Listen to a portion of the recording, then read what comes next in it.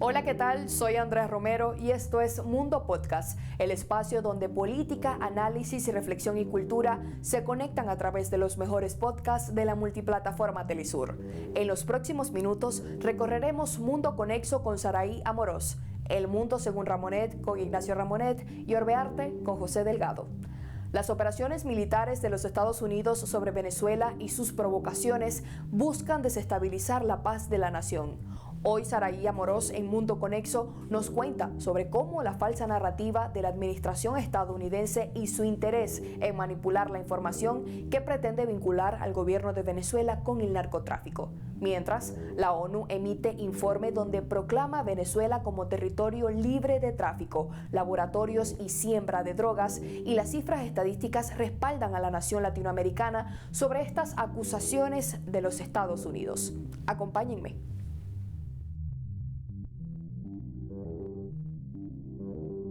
¿Por qué los estados soberanos tienen que aceptar que otro país viole su soberanía territorial y los amenace solo por no subordinarse a sus caprichos mercantiles o neocoloniales?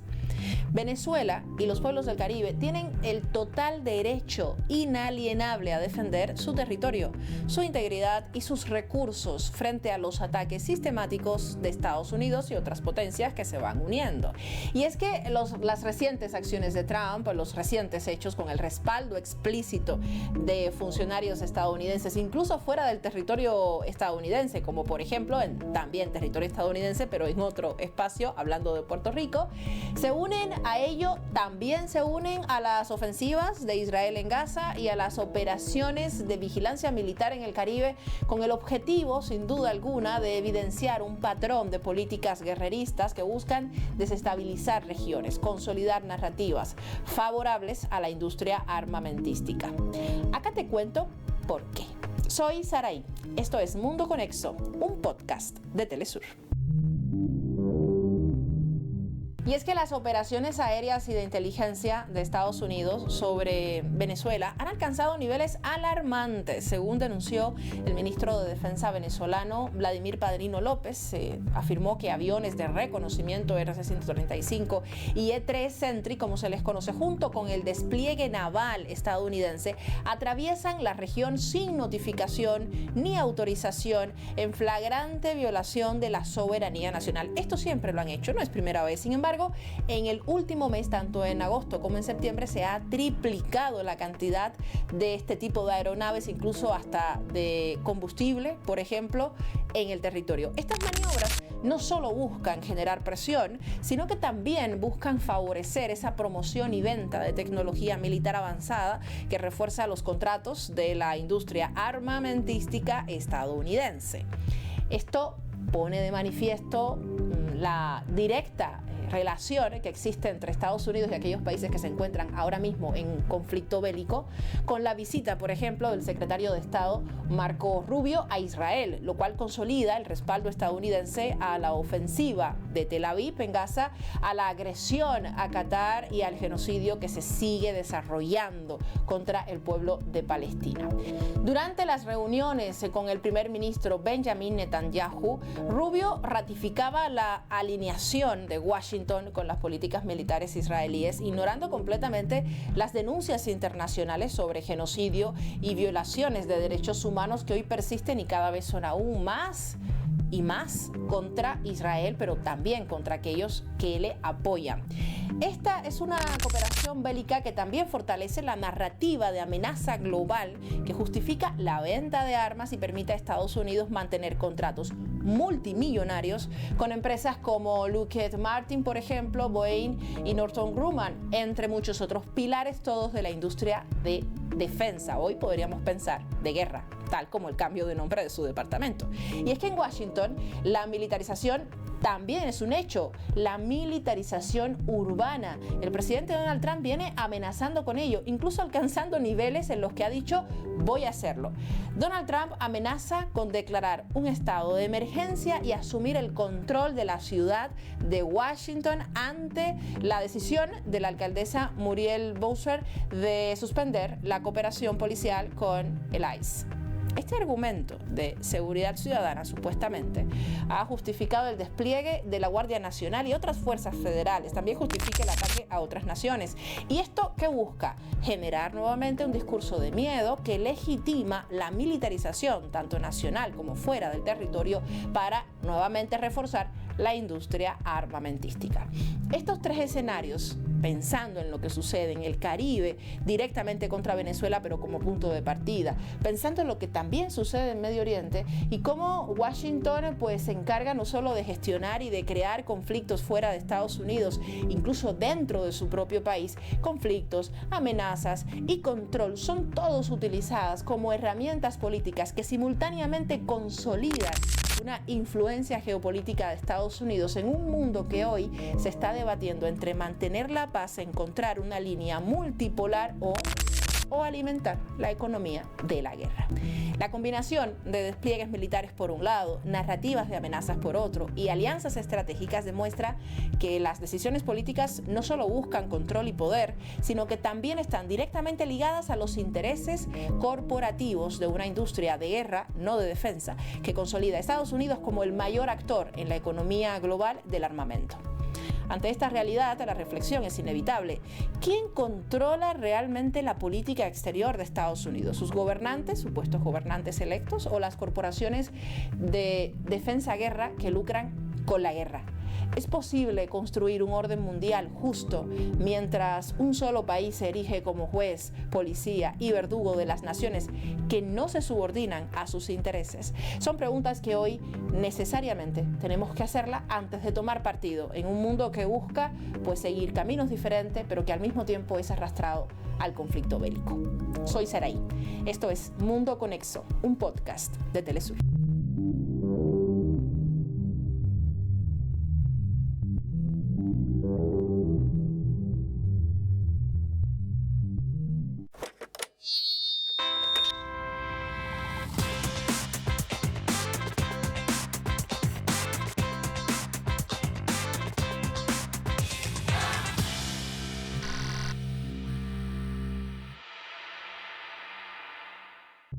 Continuamos con este segundo segmento de Mundo Podcast. El analista internacional Ignacio Ramonet señala que los gestos de solidaridad con Palestina se multiplican en distintos escenarios, desde manifestaciones en eventos deportivos hasta iniciativas humanitarias como la Flotilla de la Libertad.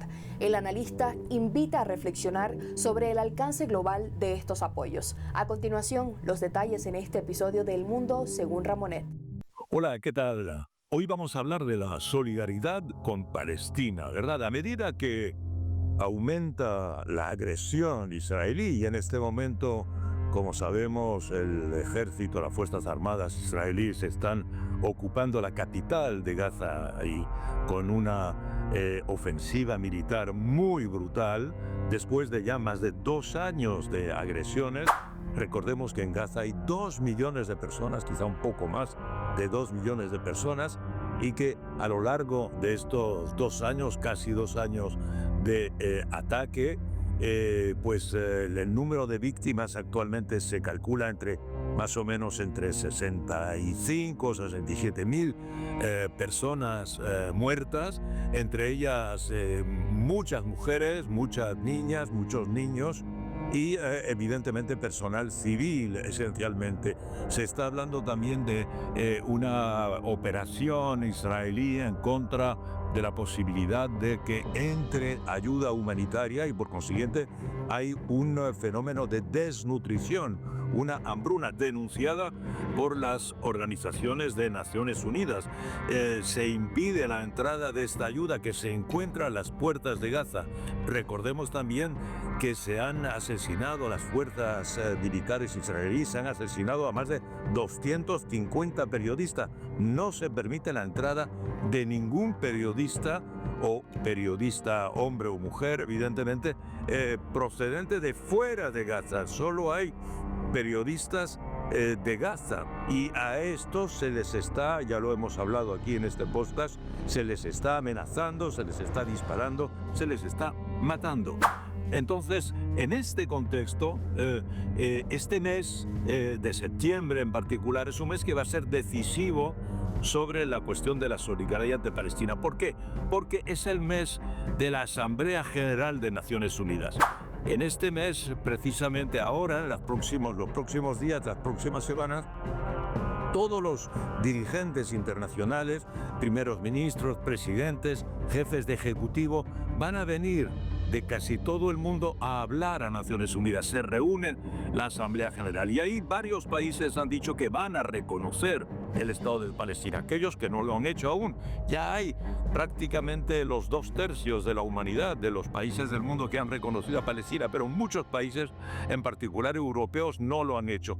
En los próximos días, la próxima semana probablemente, el presidente francés ha prometido, anunciado, y esperemos que lo haga, va a reconocer en la Asamblea General de Naciones Unidas al Estado de Palestina, como ya lo ha hecho España y lo han hecho otros estados europeos.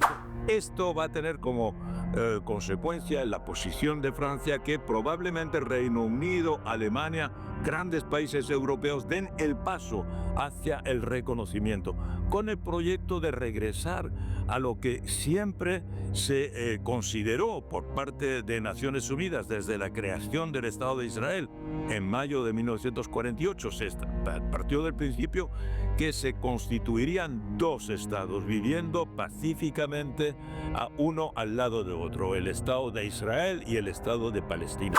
Pero últimamente la política de extrema derecha del gobierno israelí, dirigido por el primer ministro Netanyahu, está haciendo todo para que no sea posible, que no exista un Estado palestino, y lo ha dicho últimamente en la Knesset, en el Parlamento israelí, ha prometido que no habrá Estado palestino. ¿Por qué? Pues que precisamente está tratando de expulsar a la población israelí. No solo se trata de un genocidio, como dicen las propias organizaciones de Naciones Unidas, como dice también la Corte Penal Internacional, pero también es una expulsión, ¿verdad?, de no solo los palestinos de Gaza. En Gaza, el argumento de las autoridades israelíes es que Gaza lo gobierna Hamas, que es una organización islamista y que ellos califican de terrorista y que cometió los atentados del 7 de octubre. Pero la política de Israel es la misma en Cisjordania. Cisjordania no está gobernada por Hamas, Jordania está gobernada por el Fatah, la Organización de Liberación de Palestina histórica, la de Yasser Arafat, y por consiguiente y tiene una política de articulación, de negociación, de diálogo con las autoridades israelíes. A pesar de eso, los colonos en particular, estimulados por los dos ministros de extrema derecha del gobierno Netanyahu, que son los que le dan esta coloración agresiva a este gobierno, pues están precisamente agrediendo, expulsando, haciéndole la vida imposible a los palestinos de Cisjordania. Y ahí, repito, no hay el argumento de Hamas. Entonces, en este contexto, estamos viendo cómo la solidaridad se manifiesta más. Hay, evidentemente, por una parte, esta Global Sumut flotilla, ¿verdad? Esa flotilla que ha salido de varios puertos del Mediterráneo. Ha salido de Barcelona, ha salido de Marsella, ha salido de puertos italianos, ha salido de puertos griegos, de Cerdeña, y se dirige en este momento, es la mayor flotilla que se haya jamás constituido, con decenas y decenas de barcos y centenares de militantes solidarios, pacíficos, no violentos, que llevan ayuda humanitaria a Palestina, a Gaza en particular, y que tratan de romper el bloqueo. Vamos a ver, porque ya las precedentes flotillas, Israel las atacó, hizo víctimas o los detuvo, los mantuvieron en la cárcel. Vamos a ver esta, que es la más importante. La mayoría de la sociedad israelí está en contra de esta política porque amenaza a los rehenes que están aún detenidos, israelíes que se encuentran detenidos por diversas organizaciones de resistencia palestinas, y actualmente se considera que hay una veintena en vida, Y esta política tan agresiva de Israel puede conllevar la muerte de estos rehenes, desgraciadamente. Entonces, en el Israel mismo, este gobierno es impopular, es un gobierno contra el que manifiesta la sociedad israelí. Pero, en fin, esto se está expresando de esta manera. Y también se está pidiendo que Israel no participe en ninguna competición cultural como la Eurovisión. El modelo, es decir, cuando hubo el conflicto de Ucrania, cuando empezó el conflicto de Ucrania, Rusia se expulsó de las organizaciones deportivas, de los Juegos Olímpicos, del Campeonato del Mundo de Fútbol. Bueno, pues se hace lo mismo con Israel por invadir Gaza y por tener esta actitud. Es algo que todo el mundo entiende. Y esta solidaridad esperemos que dé, aporte una mayor, digamos, fraternidad hacia la causa palestina, que se termine esta invasión y en particular que se reconozca el Estado de Palestina. Lo veremos en las próximas semanas. Hasta la semana próxima.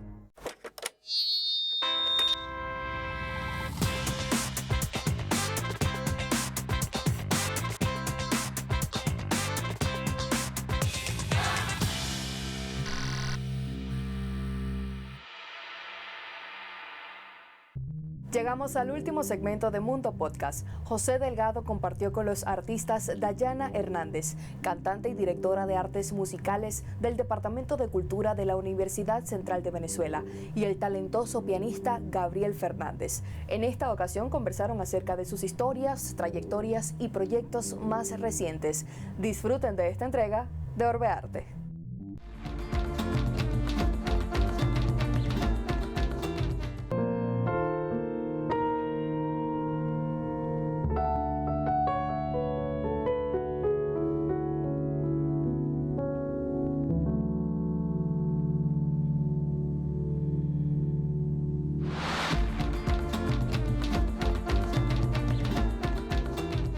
Bienvenidos, bienvenidas. Esto es Orbe Arte. Yo soy José Delgado. Les saludo con mucho cariño, mucho respeto. Muchas gracias por compartir, por disfrutar estos contenidos, compartirlos y comentarlos. Estos podcasts, digo estos porque convivimos con una familia de podcasts acá en las plataformas digitales de Telesur. Estamos grabando desde Caracas, Venezuela, para el mundo entero. Y hoy con una invitada, dos invitados, Dayana, Vanessa. Ella es docente en el área de música, es cantante, se ha desenvuelto en las músicas caribeñas, en la música tradicional venezolana, que también llevamos mucho como una bandera, y acompañada de Gabriel Fernández, pianista y arreglista, también director musical de su proyecto. Y bueno, estamos muy contentos de tenerles acá. Gabriel, Dayana. Gracias a ustedes por venir. Dayana, cuéntanos un poco. Empecemos por la canción que cantaste para abrir esta canción tan importante para Latinoamérica. Tú mi delirio. Tú mi delirio. Bueno, cuéntame qué. Sí. Para mí, adelante. A mí me encanta cantar boleros. Sí. Y para mí tu delirio. Me fascina, la letra es hermosa. Todas las letras de los boleros son hermosas, pero esta letra en este momento tiene para mí un significado importante en mi vida. Claro. Sí, uno además se va acompañando, van convirtiéndose como en la banda sonora de la vida de uno. Exactamente. Y eso que son boleros escritos hace tantos años, pero igual la gente se despecha, igual la gente se alegra, igual la gente no. Pasan los años y siempre son los mismos sentimientos. Pasan los años y son boleros que nunca van a morir. Claro. Okay. Sí, fíjate que, bueno, mis comienzos fueron en una escuela muy conocida aquí, una fundación, y comencé a los 7 años a estudiar instrumentos musicales tradicionales, 4, percusión y danza. Ah, mira tú. Pero no cantaba. Mis comienzos fueron, mi mayor pasión al principio de este camino fue la danza tradicional. Claro. Y con el tiempo, este amor a la danza me llevó a ver más allá y bueno, y descubrí que yo podía cantar. En algún momento de mi niñez, sí.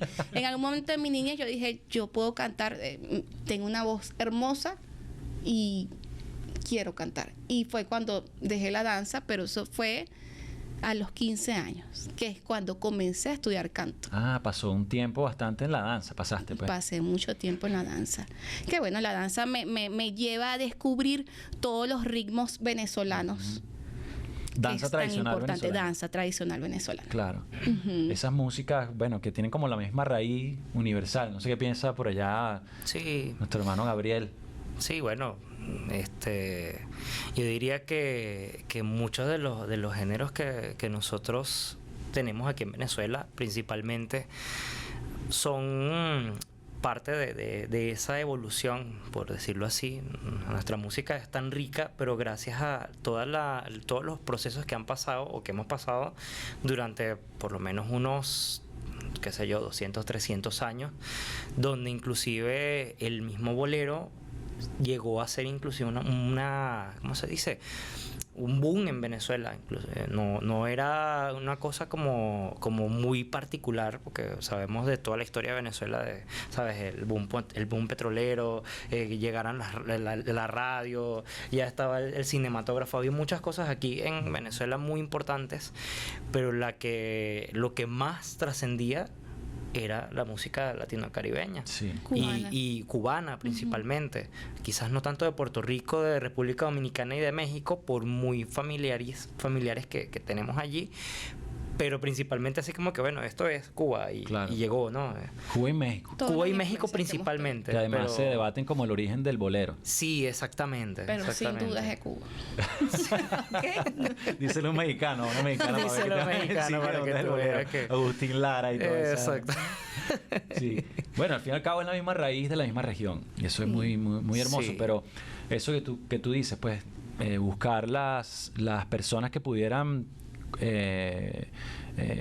darte información sobre los distintos géneros, sobre cómo cantar, las distintas mundos de cantar, porque una cosa es la música popular, ¿verdad? Otra, y que dentro de sus vertientes, sus ramas, está la música popular, por ejemplo, tradicional venezolana, y otra cosa es el canto lírico. Mira, bueno, se nos fue el tiempo. Bueno. Gracias por la invitación, gracias por este espacio tan importante que es para el artista venezolano. Gracias. No, gracias. Sí, para nosotros siempre es un placer participar en estos momentos así muy son muy cortos. Son valiosos. Pero son muy valiosos. Claro. Siempre que encontramos un momento, hola, mira, aquí estoy. Sí, es importante siempre estar allí. Que uno lo llamen y uno está ahí. Es tiene algo que mostrar siempre, porque hay muchas cosas. Bastante. Bueno, les agradezco a ustedes muchísimo. Y a ustedes también. Esperamos que les guste este programa, este podcast, y que lo compartan y lo comenten por todas las plataformas digitales de Telesur. Gracias, Dayana, gracias, Gabriel. ¿Y qué vamos a cantar para cerrar? Yo me voy a meter en este paquete también. A ver. Bueno, toda una vida. Vamos a estar toda una vida. Toda una vida. Toda una vida. Vamos pues, la cantamos en compañía maravillosa. Abrazos a ustedes, gracias.